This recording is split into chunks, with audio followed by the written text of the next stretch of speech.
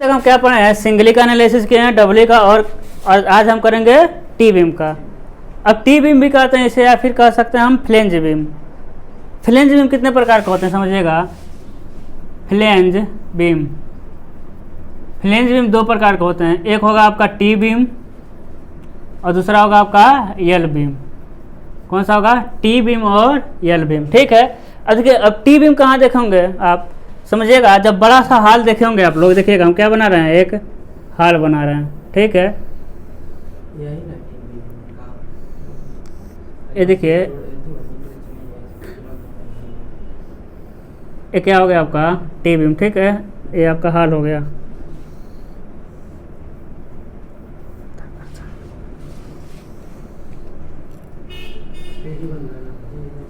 ये समझ आ रहा है आपको। ये क्या हो गया, हाल मिल गया, जिसकी एक क्या हो गई लंबाई और एक क्या हो गई चौड़ाई। ठीक है ना, हाल समझ आ रहा है।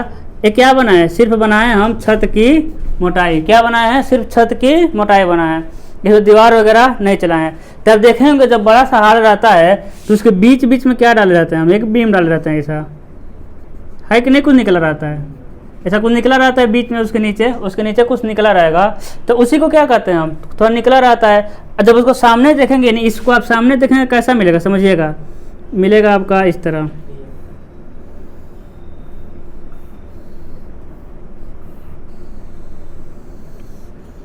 यानी ऐसा मिलेगा, समझ आ रहा है ना। इधर से सामने देखेंगे कैसा मिलेगा, ये मिल जाएगा आपका छत की मोटाई, और ये क्या मिल गया नीचे निकला हुआ। तो ये कैसा दिख रहा है, टी की तरह दिख रहा है। तो क्या हो जाएगा आपका टी बीम, क्या हो जाएगा टी बीम। और किनारे का स्ट्रक्चर कैसा दिख रहा है, टी की तरह दिख रहा है क्या, ए की तरह, बी की तरह, कैसा दिख रहा है, यल की तरह दिख रहा है। कैसा दिख रहा है आपका, यल की तरह। तो ये क्या हो जाएगा आपका यल बीम। तो फ्लेंज बीम कितने प्रकार के होंगे, दो प्रकार के, टी बीम और यल बीम। आपको पढ़ना कौन सा है, टी बीम। समझ गए, क्या पढ़ना आपको, टी बीम। तो सिंपल समझ रहे हैं। आप देख रहे हैं टी बीम कहाँ दिखाई देता है, बड़े से हाल में क्या दिखाई देता है आपका टी बीम। अब इसको ढालते कैसे हैं समझिएगा। ये देखिए, ये तो आपका छत है, छत में तो छड़ इसी तरह दिखेगा। अब देखिए बता रहे हैं, कुछ बड़ा इसको बना रहे हैं।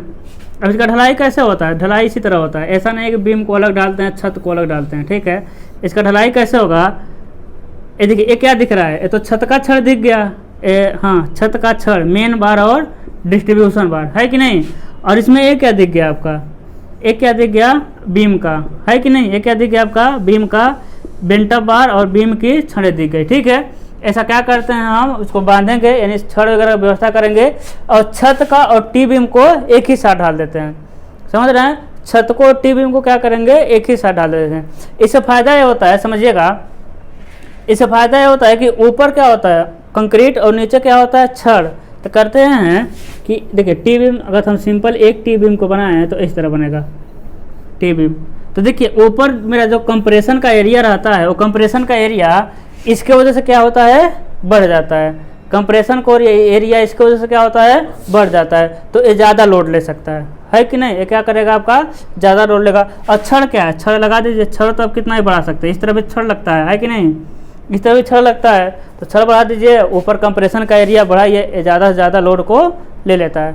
ठीक है, सिंपल सा ये आपका हो गया स्ट्रक्चर, मतलब कि टी बीम कैसे दिखता है। अब इसी का क्या करना है, हमको एनालिसिस करना है, इसका ही क्या करना है, एनालिसिस करना है। तो आप जानते हैं एनालिसिस में हम क्या करते हैं, फाइनल हम सब कुछ करते करते कहाँ तक पहुँचते हैं, मोमेंट ऑफ रेजिस्टेंस तक। एनालिसिस में हम क्या निकालते हैं, मोमेंट ऑफ रेजिस्टेंस ही तो निकालते हैं। सिंगली का डबली का क्या निकाले हैं, मोमेंट ऑफ रेजिस्टेंस निकाले हैं। और मोमेंट ऑफ रेजिस्टेंस निकालने के लिए क्या निकालते हैं लोग, neutral axis, actual neutral axis और क्रिटिकल लिमिटिंग न्यूट्रल एक्सिस। और इन सब करने से पहले सबसे हम पहले बनाते हैं स्ट्रेस डायग्राम, है कि नहीं, प्रतिबल आरेख कैसे कैसे वो हो रहा है। तो स्ट्रेस डायग्राम में सबसे डिफिकल्ट यानी सबसे कठिन कौन सा आपका है, टी बीम का ही पड़ेगा आपका स्ट्रेस डायग्राम। इसको समझना बहुत मुश्किल हो जाएगा, मतलब कि दिक्कत करेगा। समझिएगा, टी बीम हम बना रहे हैं इसका स्ट्रक्चर, केस फर्स्ट। ठीक है, क्या बना रहे हैं हम, केस फर्स्ट बना रहे हैं। ये हो गया आपका टी बीम का फ्लेंज,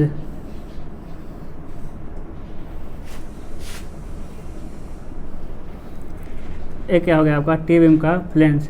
ठीक है, उधर बनता है ना, लाइट से दिखेगा नहीं तो।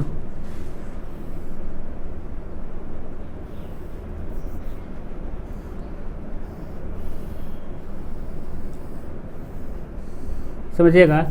एक क्या हो गया, ऐसे कहते हैं हम लोग फ्लेंज, क्या है, फ्लेंज है, ठीक है। और ये क्या होता है, वेव, या फिर कहते हैं इसे हम रिव, रिव कह सकते हैं या फिर वेव कह सकते हैं। फ्लेंज तो ये होता है आपका, देखिए यहाँ से लेकर यहाँ तक क्या होगा, बी इंटू एफ, क्या होता है, बी एफ, पैरों में रहेगा आपका एफ, यानी विड्थ ऑफ फ्लेंज, क्या हो जाएगा, विड्थ ऑफ फ्लेंज। बी मतलब विड्थ यानी चौड़ाई दिखाता है, एफ मतलब फ्लेंज। उसके बाद इसकी यहाँ से लेकर यहाँ तक हो जाएगा आपका डी एफ, यानी डेप्थ ऑफ फ्लेंज, क्या मिलेगा, डेप्थ ऑफ फ्लेंज। नीचे क्या डालेंगे, इसमें हम छड़ डालेंगे, क्या डालेंगे, छड़। तो ये छड़ क्या कराता है, एरिया ऑफ टेंसाइल रेनफोर्समेंट, क्या होगा आपका, एएसटी होगा, है कि नहीं। अब समझिएगा, धरन के ऊपरी सिरे से धरन के निचले सिरे तक गहराई को क्या कहते हैं, कुल गहराई, लेकिन छड़ तक की गहराई को क्या कहते हैं हम लोग, प्रभावी गहराई, है ना। छड़ के केंद्र तक की गहराई मेरा क्या होता है, प्रभावी गहराई। अब एक सोचिए, अब एक दिमाग लगाइए, इसको मिटा रहे हैं, फ्लेंज होता है, ए रिव या फिर वेव कहेंगे। जब भी हम कहेंगे फ्लेंज, आपका दिमाग जाएगा यहाँ, जब भी कहेंगे रिव या वेव, आपका दिमाग आएगा यहाँ। अब समझिएगा, हम कह दें कि न्यूट्रल एक्सिस यानी उदासीन अक्ष कहाँ हो सकता है, तो न्यूट्रल उदासीन अक्ष क्या फ्लेंज के अंदर हो सकता है, हो सकता है। उदासीन अक्ष जो निकालेंगे वो कुछ भी हो सकता है, फ्लेंज के भी अंदर हो सकता है, यानी न्यूट्रल एक्सिस आपका यहाँ हो सकता है कि नहीं हो सकता है, हो सकता है। न्यूट्रल एक्सिस आपका यहाँ भी हो सकता है, कहीं भी हो सकता है भाई, न्यूट्रल एक्सिस, है कि नहीं। न्यूट्रल एक्सिस आपका यहाँ भी हो सकता है, यही हो सकता है ना। तो माना केस फर्स्ट में क्या है, केस फर्स्ट में क्या है, न्यूट्रल एक्सिस किसमें है, फ्लेंज में है। माने है, माने क्या माने है कि न्यूट्रल एक्सिस कहाँ है, फ्लेंज में, समझ रहे हैं, न्यूट्रल एक्सिस कहाँ है, फ्लेंज में। यानी हम क्या लिखेंगे कि जो XU है, समझिएगा, यानी जो DF है ना, DF क्या हो जाएगा, DF XU से छोटा हो जाएगा या फिर बराबर हो जाएगा।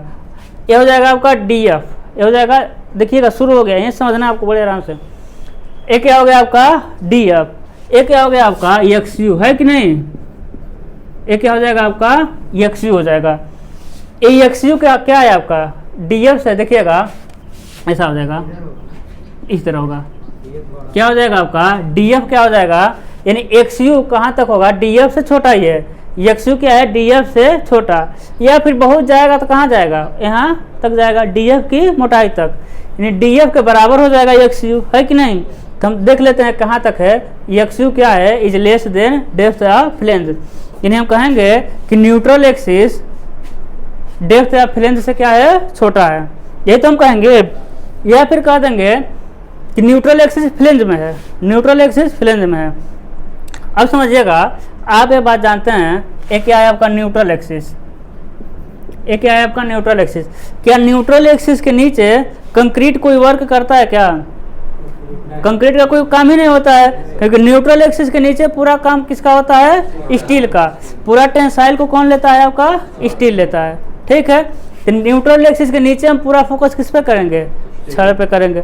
अब समझिएगा ऊपर कैसे हो जाएगा, अब स्ट्रेस डायग्राम कैसे बनेगा, स्ट्रेस डायग्राम कैसे बनेगा,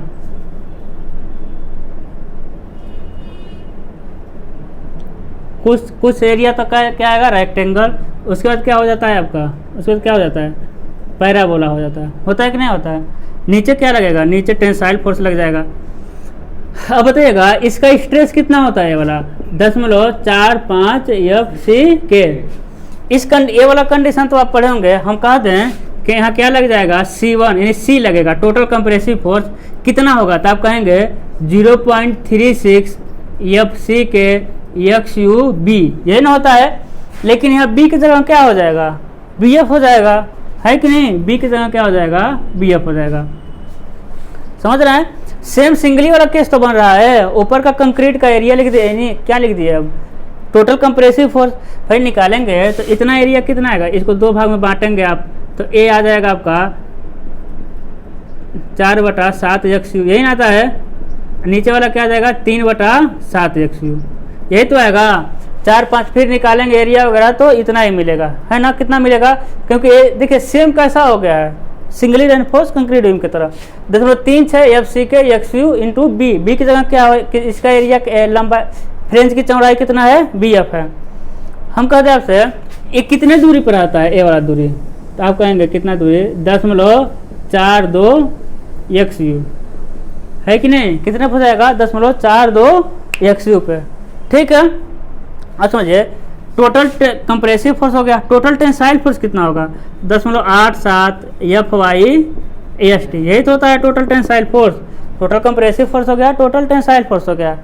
हम कहते हैं आपसे कि लीवर आर्म कितना होगा जेड का मान, तो आप कहेंगे डी माइनस 10.42 एक्स यू, है ना लीवर आर्म। ये बताइए ये समझ आ रहा है, अभी तक कोई अंतर नहीं दिख रहा है। ये सबसे सिंपल केस है, केस फर्स्ट क्या है आपका, केस फर्स्ट सबसे सिंपल, क्योंकि न्यूट्रल एक्सिस कहाँ हो गया, रिव्यू में हो गया, अब टेंशन ही नहीं है। समझिएगा, हम कहें आपका इस तरह का स्ट्रक्चर है, न्यूट्रल एक्सिस यहाँ है, तो ऊपर का हम पूरा ज्ञात कर लेंगे, 10.36 F C K X you जितनी चौड़ाई है बी लिख देंगे। नीचे का कुछ भी हमसे क्या लेना देना भाई, नीचे का स्ट्रक्चर कैसा भी हो हमसे क्या लेना देना है कि नहीं।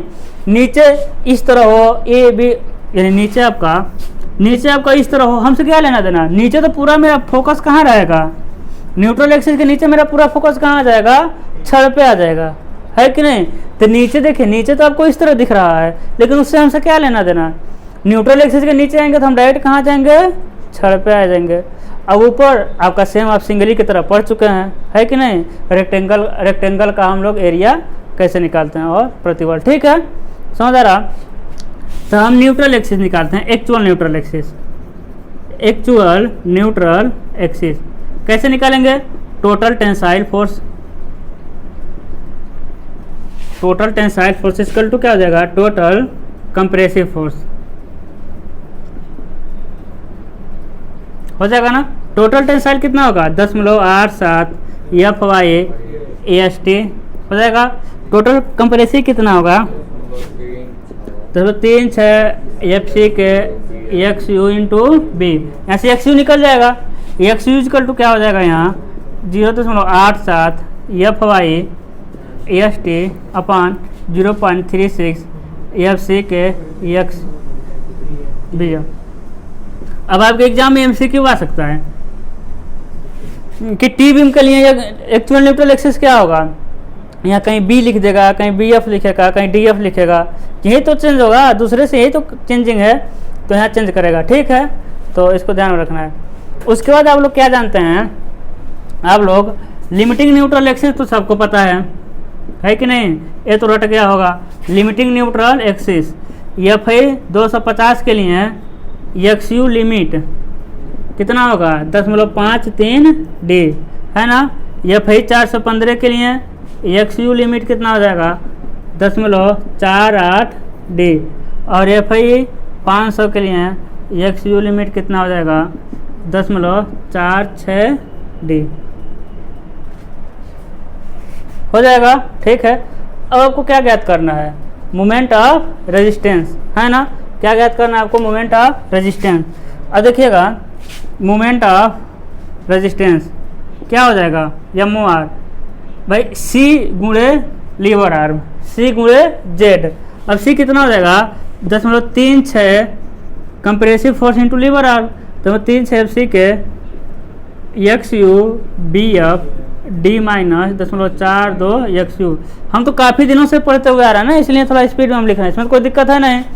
फिर आ जाएगा आपका एम ओ आर, क्या आ जाएगा, टी गुणे जेड। टी कितना है, 10.87 F Y S T D minus 10.42 X U. ठीक है, तो हो जाएगा आपका मोमेंट और रेजिस्टेंस। तो इसमें तो कोई दिक्कत है नहीं, एकदम आराम है। उसके अनुसार हम एक्स यू लिमिट वगैरह ओवर एनफोर्समेंट में करना जानते ही हैं, कभी हम ओवर एनफोर्समेंट का डिजाइन नहीं करते हैं, है ना। एक्स यू जब भी ओवर आएगा, एक्स यू को क्या बदल देंगे, हम लिमिट में कर देंगे। ठीक है, तो नोट करिए इतना। चलिए देखिए, अब देखिए इसमें क्या था, हेलो फर्स्ट केस में क्या था, डीएफ कम था किससे, एक्स यू से, है। डीएफ क्या था, अधिक था किससे, एक्स यू से, या फिर बराबर था। कहने का मतलब अभी आपका न्यूट्रल एक्सिस फ्लेंज में ही है ना। अब न्यूट्रल एक्सिस कहाँ रखेंगे, वेव में या फिर रिव में, इसमें आ गया। ठीक ना। अब देखिएगा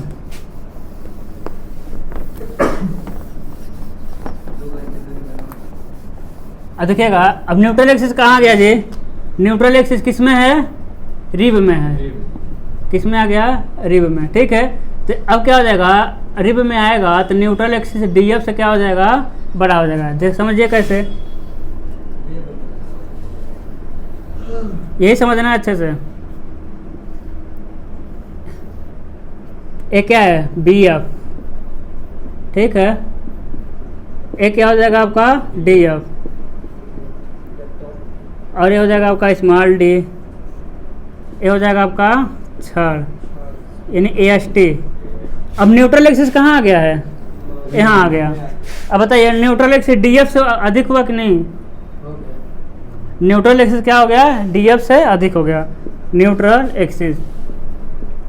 अब समझिएगा, इसके साथ साथ एक और कंडीशन बनता है कि जो डी एफ है ना, वो अभी भी कम रहेगा या फिर बराबर रहेगा 3/7 एक्स यू से। 3/7 एक्स यू से बता रहे हैं। अब 3/7 कितना हो जाएगा? 3 बटा भाग दीजिए 3 में 7 से हो जाएगा 10.43 आता है। ठीक है, हाँ वही। अब समझिएगा, इधर देखिए तो दूसरा बता रहे हैं इसका कहने का मतलब। ए वाला तो समझ आ गया आपको, ए वाला समझिए। इसका स्ट्रेस डायग्राम कैसे बनेगा समझिएगा। यहाँ से कुछ जाएगा सीधा, है कि नहीं? क्या जाएगा आपका? सीधा। उसके बाद क्या बनेगा आपका? पैराबोला बनेगा ना। उसके बाद क्या बनेगा आपका? पैराबोला। तो समझिएगा, जो सीधा है ना, जो सीधा रेक्टेंगल बन रहा है वो कहाँ है? 3/7। वो आपका किससे अधिक है? डेप्थ ऑफ फ्लेंज के। तो 3/7 एक्स यू बन रहा है, यही तो आपका 3/7 एक्स यू। देखिए 3/7 एक्स यू, और रेक्टेंगल तक ही तो होता है, रेक्टेंगल तक 3/7। उसके बाद ए वाला कितना हो जाएगा? ए हो जाएगा आपका 4/7 एक्स यू। अब तो आप तो बनाएंगे तो बड़ा छोटा बनेगा। ठीक है, यहाँ तो मान लीजिए कि यहाँ तो इधर उधर होगा ही, तो समझिएगा। तो डी एफ क्या है? डी एफ अभी भी 3/7, यानी ये जो रेक्टेंगल है 3/7 है, उसके अंदर ही है। या फिर बहुत हो सकता है तो क्या हो सकता है? बराबर। यानी डी एफ कहाँ 3/7 कहाँ चला जाएगा? यहाँ चला जाएगा। यानी कहाँ हो सकता है आपका? समझ लीजिए ए यहाँ हो सकता है ना। तो दूसरा कंडीशन समझिएगा, एक केस सेकेंड है। क्या कह रहा है कि जो डी एफ है वो एक्स यू से कम है, यानी एक्स यू क्या है? अब डी एफ से अधिक, यानी रिब में चला गया। लेकिन दूसरा कह रहा है कि जो अभी भी डी एफ है ना, वो 3/7 एक्स यू के क्या है? कम है या फिर बराबर है। यानी रेक्टेंगल कहाँ तक बनेगा? यहाँ तक। ठीक है, रेक्टेंगल कहाँ बनेगा आपका? डी एफ के नीचे ही। रेक्टेंगल कभी डी एफ के ऊपर नहीं बनेगा। अब समझिएगा, यदि रेक्टेंगल डी एफ के ऊपर बन जाएगा तो क्या होगा? रेक्टेंगल यदि डी एफ के ऊपर बन जाएगा और इसमें ही आ जाए तो कौन सा केस हो जाएगा? ये तो पहला केस आ जाएगा, है कि नहीं? तो ये दूसरा केस है ना, कह रहा है रेक्टेंगल कहाँ तक आएगा? रेक्टेंगल डी एफ तक आएगा या फिर डी एफ के नीचे जा सकता है, उसके बाद पैराबोला होगा। ठीक है इतना। अब समझिएगा, इसके नीचे तो हमको कुछ लेना ही देना नहीं है, सीधे हम फोकस करेंगे कहाँ? छड़ पे। ठीक है, कहाँ फोकस कर दिए? छड़ पे। ठीक है, इतना समझ आ रहा है। तो ये आपका सेकंड केस है, एक्स यू डी एफ से अधिक तथा 3/7 एक्स यू डी एफ से बराबर या फिर अधिक होगा। ठीक है, अब इसको क्या करना है? हमको निकालना है मोमेंट ऑफ रेजिस्टेंस या फिर न्यूट्रल एक्सिस। अब समझिएगा, जो नीचे के छड़ हैं, अब देखिए ऊपर दो भाग दिख रहा है क्या आपको? न्यूट्रल एक्सिस के ऊपर कितना भाग दिख रहा है आपको? 2 भाग दिख रहा है। दिख रहा है कहीं 2 भाग? नहीं दिख रहा। देखिए, एक फ्लेंज वाला भाग और एक कौन सा भाग? वेव वाला भाग। अब दिखा, एक फ्लेंज वाला भाग दिख गया और एक कौन दिख गया? वेव वाला भाग। अब समझिएगा, हम पहले सिर्फ बना रहे हैं किसको? फ्लेंज वाले को। ठीक है, किसको बनाएंगे? सिर्फ फ्लेंज वाले को। देखिएगा, ये बन गया आपका फ्लेंज वाला भाग, है कि नहीं? क्या बन गया? पूरा फ्लेंज वाला। यहाँ से लेकर ऊपर तक बना दिया। कहाँ तक? यहाँ से लेकर एकदम ऊपर तक। ठीक है, क्या बना दिए? फ्लेंज वाला भाग। एंड न्यूट्रल एक्सिस एकदम यहाँ से लेकर यहाँ तक कर दीजिए। अब समझिएगा, उसके बाद इसका स्ट्रेस डायग्राम कैसे बनेगा? इसका स्ट्रेस डायग्राम देखिएगा, यही तो बनेगा। यानी फिर बन जाएगा आपका इस तरह बनेगा। ठीक है, पैराबोला। और नीचे पूरा कौन सा लेगा आपका? पूरा नीचे कौन सा लेगा? नीचे पूरा ले लेगा आपका छड़, यानी ये हो जाएगा इधर टी। अब समझिएगा, समझ आ रहा है ये वाला हम क्या बनाए अभी सिर्फ क्या बनाए हैं, रिब वाला भाग। कौन सा भाग बना दिए हम इसका, रिब वाला भाग। ठीक है, अब समझिएगा कैसा होगा, ये हो जाएगा आपका C1, नीचे क्या हो जाएगा T1। कहने का मतलब है समझिएगा, यानी इस छड़ का कुछ भाग किसके साथ कपल बनाएगा, फ्लेंज के साथ, तथा छड़ का कुछ भाग किसके साथ कपल बनाएगा, वेव के साथ। जैसा कि डबली में छड़ का कुछ भाग कंक्रीट के साथ बनाया था और नीचे वाले छड़ का कुछ भाग ऊपर वाले छड़ के साथ कपल बनाया था, सेम वैसे ही पहले छड़ का भाग किसके साथ बनाएगा आपका, किसके साथ, हाँ, यानी पहला छड़ किसके साथ बनाएगा, फ्लेंज के साथ। किसके साथ बना लेगा, फ्लेंज के साथ। ठीक है, कहने का मतलब इस AST का कुछ भाग फ्लेंज में उपस्थित है, यानी इतने वाले से कपल बना रहा है। इस छड़ का कुछ भाग कितने वाले से कपल बना रहा है, इतने वाले से बनाएगा, है कि नहीं, है ना, वही तो यहाँ लिखे हैं।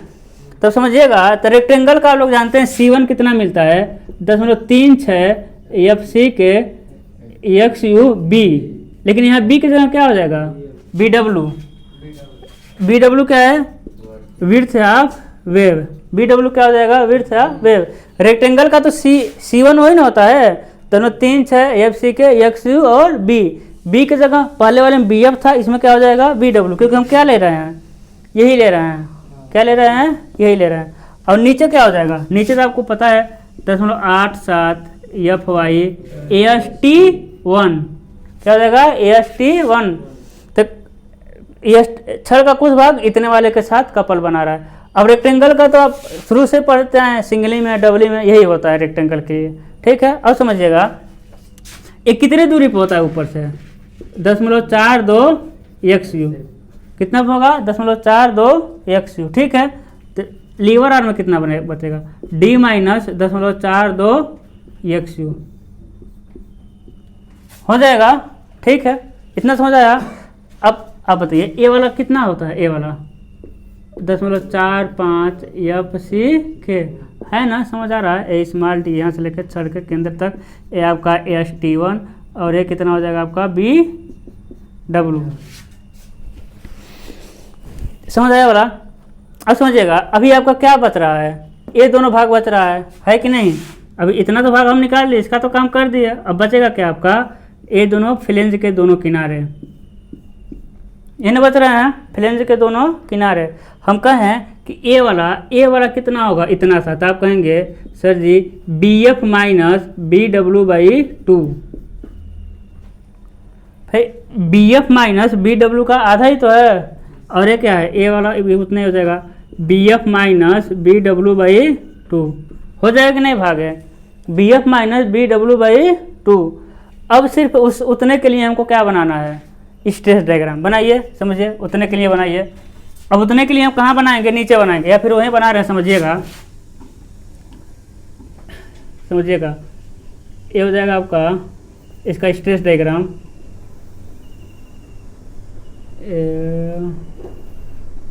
हाँ, ये हो जाएगा आपका DF, क्या हो जाएगा आपका DF। अब समझिए ये कितना होता है, 0.45 FC के, दिख रहा है 0.45 FC के। अब समझिएगा नीचे का कुछ छड़ बनाएगा, कितना होता है T2, यहाँ क्या मिलेगा आपका C2, क्या मिल जाएगा C2। अब समझ आया, छड़ का कुछ भाग इतने के साथ बना रहा था कपल, और छड़ का कुछ भाग इन दोनों के साथ मिलकर कपल बना रहा है। अब इन दोनों का यही तो है, इसका दूरी कितना है, इसका दूरी कितना है आपका, यहाँ कितना मिलेगा BF - BW/2, क्या है BF - BW/2, BF - BW/2, BF - BW/2 दोनों को जोड़ेंगे तो क्या हो जाएगा, BF - BW, यानी कह दें हम कितने चौड़ाई के लिए स्ट्रेस बनाना है हमको, तो कह देंगे आप BF क्या कहेंगे BF - BW, इतना चौड़ाई के लिए बनाना है। और नीचे क्या आ जाएगा आपका, नीचे आ जाएगा आपका एक छड़, भाई 3 छड़ तो इसमें है, एक छड़ कहाँ आ जाएगा, इसमें आ जाएगा। अब समझिएगा इस तरह के बनाने के लिए वहाँ जगह नहीं है, ठीक है, इस तरह को हम कहाँ बना दे रहे हैं, ये समझ आया। अब समझिए, इसको हम यहाँ बना रहे हैं, समझिएगा।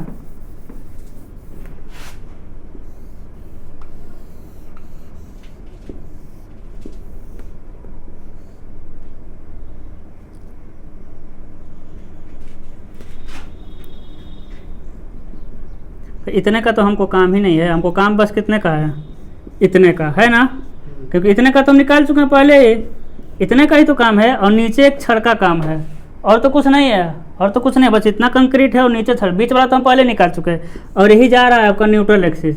अब इसी का स्ट्रेस डायग्राम बनाए हैं, वो क्या है, इसी का स्ट्रेस डायग्राम। कैसा है इसका स्ट्रेस डायग्राम, रेक्टेंगल है। कैसा है, रेक्टेंगल। आप कहेंगे रेक्टेंगल कैसे है ना, अब समझिएगा, इतने तक का स्ट्रेट डायग्राम कैसे दिख रहा है, रेक्टेंगल ही तो दिख रहा है भाई। इतने तक का स्ट्रेट डायग्राम कैसा दिख रहा है, रेक्टेंगल दिख रहा है, जबकि इतने तक का स्ट्रेट डायग्राम रेक्टेंगल और पैराबोला दोनों दिख रहा है। तो इतने तक का जब हम बनाए हैं तो देखिए इसमें क्या बना है, रेक्टेंगल और पैराबोला दोनों, लेकिन इतने के लिए सिर्फ डीएफ मोटाई के लिए स्ट्रेट डायग्राम कैसा दिखेगा आपको, इसमें देखिए क्या दिख रहा है, रेक्टेंगल ही तो दिख रहा है। तो इसका स्ट्रेट डायग्राम कैसा बन गया, रेक्टेंगल बन गया। समझ आ रहा है, समझ रहे हैं। अब देखिए यहाँ क्या मिल जाएगा आपका C2, और नीचे क्या मिल जाएगा T2। अब C2 कैसे निकलेगा, अब याद करिए, जब आप स्ट्रेट डायग्राम पढ़ाए थे तो ये कितना हो जाएगा, वहाँ सब लिखे हैं 0.45 FC के, ठीक है, ये हो जाएगा आपका DF। C2 क्या होगा, तो समझिएगा 0.45 FC के समझिएगा, उसके बाद हो जाएगा DF। अब समझिएगा, जब हम आपको सिंगली रेनफोर्स कंक्रीट बीम पढ़ा रहे थे तो उसका C2 कैसे निकाल रहे थे, समझिएगा, ऐसा पढ़ाए थे। उसके बाद इधर था आपका रेक्टेंगल पैराबोला, और कहे थे इसको कहे थे A1, इसको कहे थे A2, कहे थे A1 ये टोटल क्षेत्रफल क्या निकाले थे, A1 प्लस A2 करके, और जब टोटल क्षेत्रफल निकाले थे तो आया था 3.36 FC के XU, बस इतना ही आया था। क्या आया था आपका XU, ठीक है, और कुछ नहीं आया था। अब समझिएगा, तो इसमें क्या है, यही आपका XU था। तो सेम वही प्रोसेस किए हैं, इन दोनों को प्रतिबल जब निकाले थे आया था 0.36 FC के, कैसे आया था, 4/7 XU, सब क्षेत्रफल निकाले थे। अब देखिएगा पीछे, तो प्रतिबल गुणे ये वाला दूरी था, प्रतिबल गुणे ए वाला दूरी। देखिए C2 में क्या लिखे हैं, प्रतिबल गुणे ए वाला दूरी, लिखे नहीं लिखे हैं, प्रतिबल गुणे ए वाला दूरी। लेकिन इसमें इस फार्मूले में B भी तो रहता है, और B क्या है, धरन की चौड़ाई, और इसमें B क्या मिलेगा, ये क्या है, यानी ये दूरी क्या मिलेगा आपको, BF माइनस BW, है कि नहीं। BF माइनस BW/2 आधा इधर, BF माइनस BW/2 आधा का इधर, और BF माइनस BW/2 आधे का इधर। तो दोनों मिलकर क्या बना लेंगे, BF माइनस BW। तो C2 भी समझ आ गया, है कि नहीं, क्या आ गया आपको, C2 भी आ गया। T2 क्या होगा, ये तो आसान है, 0.87 FYAST2, है कि नहीं। अब बताइएगा, ये रेक्टेंगल है, ये क्या है आपका रेक्टेंगल। अब रेक्टेंगल का गुरुत्व केंद्र कहाँ काम करेगा भाई, 10 में कहाँ काम करेगा, DF का आधे पर, यानी DF/2, है कि नहीं। नीचे आ जाएगा आपका DF/2। कोई दिक्कत नहीं, दिक्कत है कि नहीं, समझ आ रहा है आसानी से तो नहीं आ रहा होगा, ताम झाम तो है। हम कह रहे थे ना टी बीम बहुत खतरनाक चीज़ है,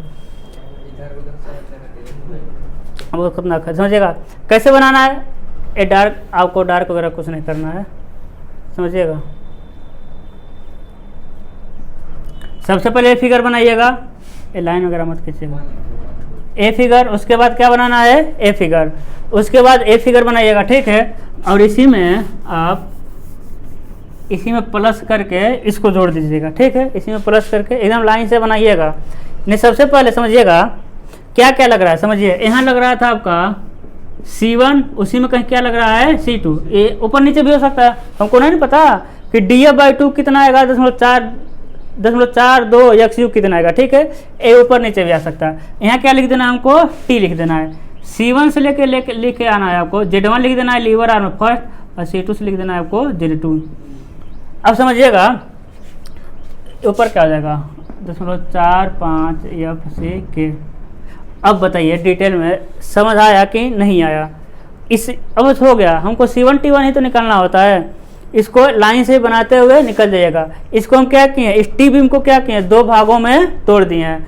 यानी छड़ का कुछ भाग किसके साथ कपल बना रहा है, सिर्फ रिब के साथ।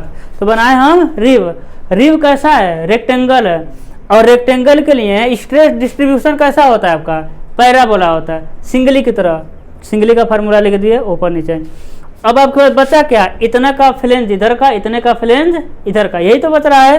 तो इतने फ्लेंज के लिए कितना होगा उसका चौड़ाई, BF - BW/2। इसके लिए स्ट्रेस डिस्ट्रीब्यूशन कर्व कैसा बनेगा, देखिए कैसा है, इसमें देखेंगे तो उतने के लिए आपको कैसा दिख रहा है, रेक्टेंगल। इसी को क्या कर देंगे हम, रेक्टेंगल बना देंगे, है ना। C2 कैसे निकाले, 0.36 जैसे हम बताए हैं, ठीक है। प्रतिबल इसका क्षेत्रफल कैसे होगा, 0.45 FC के DF, तो 0.45 FC के इंटू DF, इसका क्षेत्रफल गुणे क्या कर देंगे हम, चौड़ाई से गुणा करते हैं, तो इसका चौड़ाई दोनों को मिला के चौड़ाई कितना आ जाएगा, BF - BW। इसमें भी वही किए हैं, इसका पूरे का क्षेत्रफल कैसे आता है समझिएगा, इसमें भी C1 वैसे निकाले हैं। इसका डायरेक्ट दिख रहा है ए वाला 0.45 FC के, लेकिन इसके पूरे का क्षेत्रफल दोनों को जोड़ के कितना आता है, 0.36 FC के। क्योंकि इधर कम है, इधर क्या हो गया आपका, इधर ज़्यादा, इधर क्या हो गया, स्ट्रेस कम हो गया है, तो दोनों का मिला के कितना स्ट्रेस आता है, 0.36 FC के।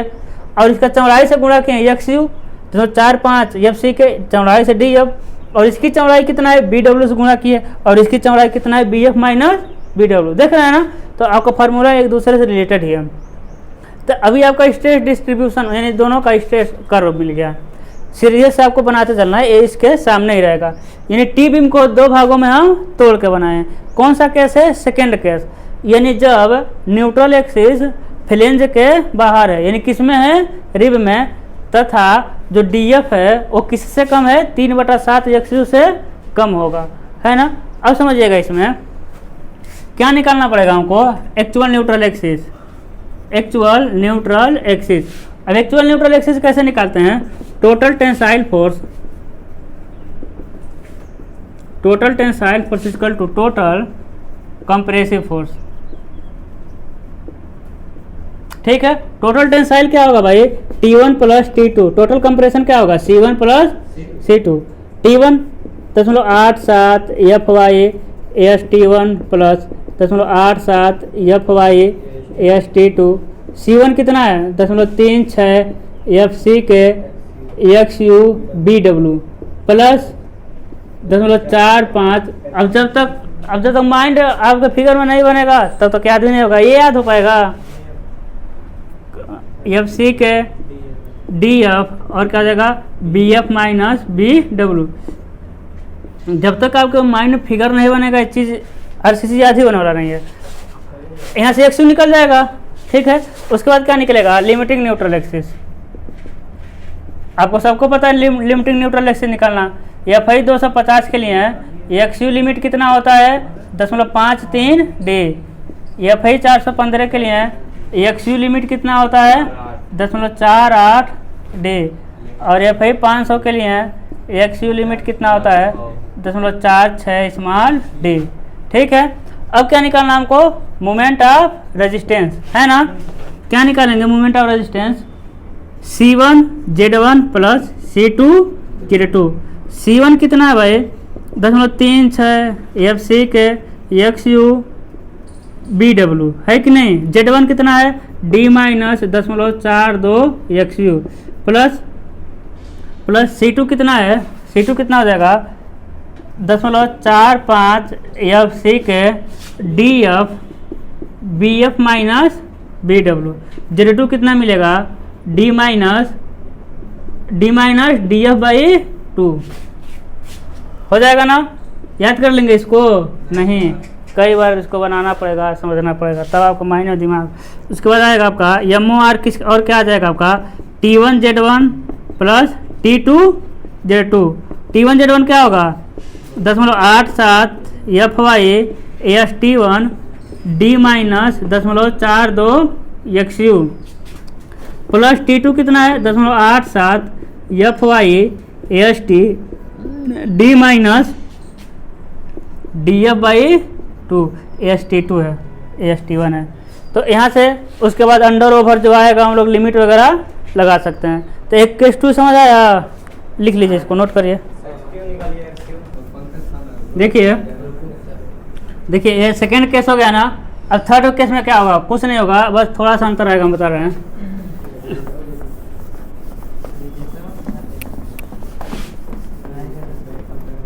हेलो समझिए, देखिए थर्ड केस में क्या होगा। थर्ड केस में अभी भी एक्स यू कहाँ रहेगा, DF से नीचे ही, अभी भी एक्स यू कहाँ रहेगा, DF के नीचे, है ना आपका थर्ड केस। लेकिन क्या हो जाएगा, जो DF रहेगा वो क्या हो जाएगा, बड़ा हो जाएगा, किससे, 3/7 एक्स यू से। अब समझिए कैसा बनेगा।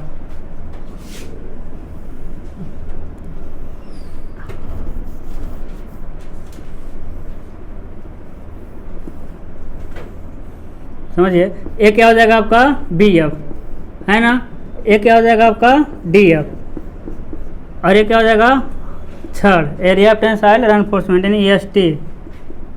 अब इसका स्टेट डायग्राम कैसा बनेगा समझिएगा। अभी कहाँ है, न्यूट्रल एक्सिस कहाँ है, नीचे है, न्यूट्रल एक्सिस कहाँ है, नीचे, यानी कहने का मतलब रिब में है।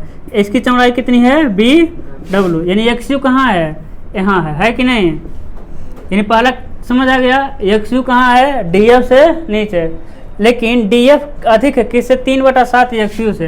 यानी जो अब ए बनेगा, ए यहीं से मुड़ गया।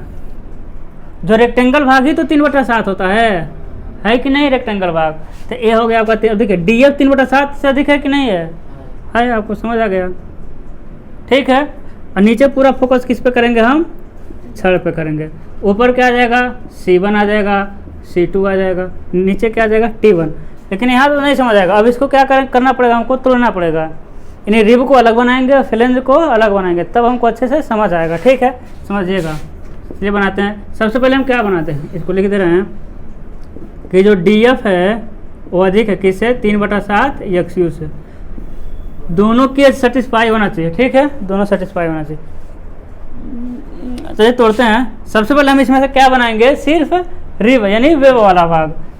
वेव वाला भाग कैसा है आपका, रेक्टेंगल है, नहीं तो जगह नहीं बच रहा है, कैसा है आपका रेक्टेंगल। देखिए पूरा बना दिए। अब छड़ का कुछ भाग वेव के साथ कपल बनाएगा। तो देखिए 3 छड़ था तो 2 ले लिया, कितना भी लीजिए आपको नहीं पता, लेकिन इसे हम क्या लिखेंगे, AST1। ऊपर से लेकर छड़ के केंद्र तक की दूरी क्या है आपका, स्मॉल d। अब इसका स्ट्रेट डायग्राम आप जानते हैं कैसे बनेगा, कैसा बनेगा समझिएगा। उसके बाद कैसा हो जाएगा, पैराबोला। अच्छा से बनेगा ना, आप लोग बनाएंगे तो, आप लोग बनाएंगे तो ऐसा बनाएंगे, मतलब पैराबोला हो गया, ठीक है। और नीचे क्या मिल जाएगा आपको, T मिल जाएगा, है ना। अब देखिए, अब आयताकार के लिए आप लोगों को C पता है, C कितना होता है, 0.36 FC के XUB, लेकिन BW क्यों, क्योंकि इसकी चौड़ाई है BW, है कि नहीं, आसान है ना। ऊपर का प्रतिबल कितना होता है, 0.45 FC के, एक कितने दूरी पर होता है, 0.42 XU, है ना। और ये कितना हो जाएगा, T1 का मान, C1 है, T1 कितना हो जाएगा, 0.87 FY AST1। बीच की दूरी कितना मिलेगा, D-0.42 XU, ठीक है, हो गया। इन्हें समझिए, इतना हो गया, इतना मेरा हो गया। अब सिर्फ कितना बच रहा है, ये दोनों, सिर्फ फ्लेंज का किनारे वाला भाग बच रहा है। फ्लेंज का किनारे वाले भाग अब बना रहे हैं, उसको समझिएगा। इसको हम नीचे लिख दे रहे हैं, C1 को 0.36 FC के XUBW, ठीक है। अब समझिएगा,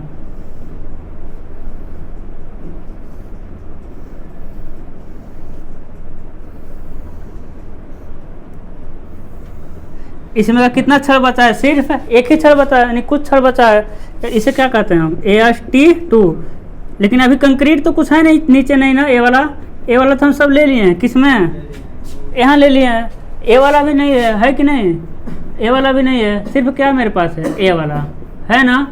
सिर्फ किस काम को बनाना है, इस वाले काम को बनाना है। अब समझिएगा, ए वाला दूरी कितना है, BF - BW/2, कितना है B F minus B W by 2 हो जाएगा। दोनों को जोड़ देंगे तो B F minus B W. लेकिन एक चीज़ समझिएगा, यहाँ स्ट्रेट डायग्राम कैसा बनेगा समझिएगा। इसका स्ट्रेट डायग्राम नीचे तो कन्फर्म है T2 बनेगा। T2 कितना होगा 0.87 F Y A S T 2 है ना, प्लस करेंगे दोनों को जोड़ देंगे तो ये मिलेगा। अब समझिएगा, अब क्या रेक्टेंगल बनेगा इतना दूर? नहीं, वो तो पिछले वाले में बना था ना। इसमें शुरू से ही क्या है, शुरू से ही टेढ़ा, यहीं से टेढ़ा हो गया। देखिए यहाँ पे है कि नहीं, शुरू में ही टेढ़ा हो गया, डायरेक्ट यहीं से हो जाएगा आपका। समझिएगा यहाँ से कैसे जाएगा, इस तरह मिलेगा। ठीक है ना। देखिए यहाँ से करिए, देखिए ऐसा ही कुछ मिलेगा ना, है कि नहीं। देखिए ये वाला यहाँ सीधा, उसके बाद इस तरह जाएगा, है ना। बना दो उसको, वैसा ही बनाया है ना। देखिए कुछ सीधा, उसके बाद क्या हो जाएगा आपका, टेढ़ा हो जाएगा। समझ आ रहा है ना। ठीक है, अरे हाँ हूँ कहिए। अब समझिए, अब इसको देखिए, अब इसको ना आसानी से समझने के लिए, समझिएगा, इसको आसानी से समझने के लिए क्या हो जाएगा, इसको समझिएगा, इसको हम कन्वर्ट करेंगे। कैसे कन्वर्ट करेंगे, ए वाला दूरी कितना है आपका डी एफ, है ना। ए वाला दूरी कितना है डी एफ। तो अब इसका इतना दूरी तो हमको पता नहीं है, इतना वाला दूरी, इतना दूरी रहता है डी एफ बाई 2, पिछले की तरह कर देते हैं। तो इसको क्या करते हैं हम लोग, कन्वर्ट कर देते हैं। कैसे समझिएगा, नीचे तो आपका T2 ही रहेगा। T2 कितना 0.87 एफ वाई एस टी 2, ये तो इतना ही रहेगा। ठीक है, अब समझिए ऊपर क्या हो जाएगा, ये जो था ना इसको रेक्टेंगल बना देंगे। रेक्टेंगल में ये ऊपर वाला कितना मिलता है 0.45 एफ सी के, तो ऊपर वाला 0.45 एफ सी के ही रहेगा, दिख रहा है। हाँ ठीक है, ऊपर वाला कितना रहेगा 10.45 एफ सी के ही रहेगा। लेकिन गहराई को क्या करते हैं ना, हम कम कर देते हैं। देखिए गहराई पहले इतना था, गहराई को क्या कर दिया, थोड़ा सा कम कर दिया, और इस गहराई को हम क्या नाम दे दें, वाई एफ, क्या कह देते हैं, वाई एफ। समझिएगा, यानी हम वहाँ किए क्या है, समझिएगा वहाँ किए क्या है, आपका इस तरह था ना, इस तरह क्षेत्रफल इस तरह था, तो इतना दूरी आपको नहीं पता था। ठीक है, लेकिन जब हम इसका क्षेत्रफल कैलकुलेट किए थे तो आया था आपका 90 स्क्वायर मीटर। तो दूसरा भी हम वही किए हैं। दूसरा क्या किए हैं कि इस वाले को क्या किए हैं, ये आपका था 3 मीटर, मान लेते हैं ये था आपका 3 मीटर, और ये क्या था आपका 5 मीटर, ऐसा ही था। अभी कुछ नहीं किए हैं, सिर्फ क्या किए, इसको चेंज किए। कैसे, 3 मीटर को 3 मीटर ही रहने दिए, लेकिन 5 मीटर ये वाला था, इसको कितना कर दिए 4.5 मीटर, 4.5 मीटर, यानी इतने दूर का, समझिएगा इतना दूर भरने के लिए क्या किए हैं, इधर की गहराई काट के वहाँ क्या कर दिए, हम भर दिए हैं। समझ रहे हैं ना, यानी इसका एरिया और इसका एरिया दोनों का क्या है, बराबर है ना। उसको क्या किए हैं समझने के लिए, हम थोड़ा सा इतना एरिया काट के हम वहाँ लगा दिए हैं, समझ गए। तो उसको हम क्या कहने लगे, अब वाई एफ, क्या कहने लगे हैं, वाई एफ कहने लगे हैं। अब Y F I S code कहता है, I S code Y F का मान देता है। वाई एफ इजकल टू क्या होता है 0.15 x U plus 0.65 D F. यहाँ से क्या निकालेंगे आप, वाई एफ, है ना। कुछ चीज़ें ये कोड जो बता दिया वो तो प्रैक्टिकल करके वही बताएं सब, ये कहाँ से आया नहीं पता। वाई एफ का मान क्या हो जाएगा 0.15 x you 0.65 into D F. जब ये करेंगे ना कैलकुलेट, तो डी एफ से क्या आ जाएगा, वाई एफ थोड़ा सा कम ही आएगा, है ना। डी एफ से क्या आ जाएगा, वाई एफ थोड़ा सा कम आएगा, क्योंकि बताए हैं काट के वहाँ लगाने वाला सिस्टम है। ठीक है, अब देखिएगा इसका C2 क्या आएगा, यहाँ C2 लगेगा, दिख रहा है C2, नहीं दिख रहा। अब देखिएगा, अब समझिए इसको हम बना दे रहे हैं यहाँ पर। ठीक है, इसको कहाँ बना दे रहे हैं, यहाँ पे यहाँ क्या मिला है आपका T2 मिला है 0.87 एफ वाई एस टी 2। यहाँ क्या मिल जाएगा आपका C2 क्या होगा, देखिएगा 0.45 एफ सी के, यही ना है। ए वाला गहराई कितना है आपका, वाई एफ। अब ये कितने C2 कहाँ लगेगा बताइए, तो C2 कहाँ लगेगा, वाई एफ बटा 2 पे, है कि नहीं। कहाँ लगेगा, वाई एफ के आधे पे। अब देखिए सब मेरा स्टडी आसान हो गया कि नहीं, वाई एफ का आधा कर दीजिए। नहीं तो कौन सा शेप बन रहा था, इस शेप का सेंटर ज्ञात करना मुश्किल था कि नहीं, इस वाले शेप का सेंटर ज्ञात करना, है ना, इसलिए उसको इस तरह कर दिया गया। अब C2 क्या होगा समझिएगा, अब इसका क्षेत्रफल क्या होगा 10.45 एफ सी के, इसकी गहराई कितनी है वाई एफ।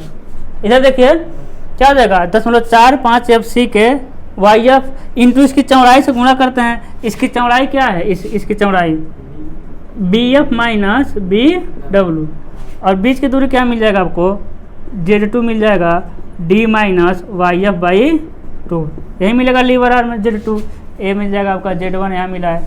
तो ये समझे दोनों कैसे काम कर रहा था, C1 T1 और C2 Z2, ये समझे सेम पिछले वाले की तरह है, बस थोड़ा सा यहाँ वाई एफ डी एफ को हम वाई एफ कर रहे हैं। ठीक है, अब कुछ नहीं करना है। अब क्या हो जाएगा आपका, total tensile force equal to total compressive force कर देंगे, लिखेंगे एक्चुअल न्यूट्रल एक्सिस, है ना, actual neutral axis total tensile, क्या हो जाएगा आपका, total tensile force equal to total compressive force. और टोटल टेंसाइल कितना हो जाएगा समझिएगा, 0.36 F C K X U B W, है ना, प्लस अभी भी टेंसाइल उल्टा लिखा, यानी T1 plus T2 equal to C1 plus C2। अब T1 प्लस T2 क्या है, 10.87 F Y S T1 plus 10.87 F Y S T2 equal to C1 plus C2 क्या हो जाएगा, 10.36 F C K X U B W plus 10.45 F C K Y F और B F minus B W, इतना बड़ा। ठीक है, neutral axis. उसके बाद क्या निकलेगा आपका, लिमिटिंग न्यूट्रल एक्सिस, ये तो सबको पता होगा, लिमिटिंग न्यूट्रल एक्सिस। हाँ, एफ आई 250 के लिए है, एक्स यू लिमिट कितना मिलेगा 10.53 डी, और एफ आई 415 के लिए है, एक्स यू लिमिट मिलेगा 10.48 डी, और एफ आई 500 के लिए 10.46 डी। उसके बाद क्या निकालना है, मोमेंट ऑफ रेजिस्टेंस, क्या निकालेंगे, moment of resistance C1 Z1 plus C2 Z2। ठीक है, C1 कितना मिलेगा आपको, 10.36 F C K X U B W, ये तो C1 है ना, Z1 क्या है, D minus 10.42 X U plus C2 कितना है 10.45 F C K Y F और क्या हो जाएगा आपका B F minus B W और D minus Y F by 2, समझ आ रहा है। उसके बाद एम ओ आर क्या मिलेगा, T1 Z1 plus T2 Z2, T1 क्या हो जाएगा 10.87 F Y S T1 D minus 10.42 X U plus 10.87 F Y S T D minus Y F by 2। ठीक है, तो उसके बाद M O R under over तो हम लोग लिमिटिंग वगैरह एक्स यू की जगह रख लेंगे। तो ये समझ आया है ना, पिछले की तरह है, नोट कर लीजिए इसको।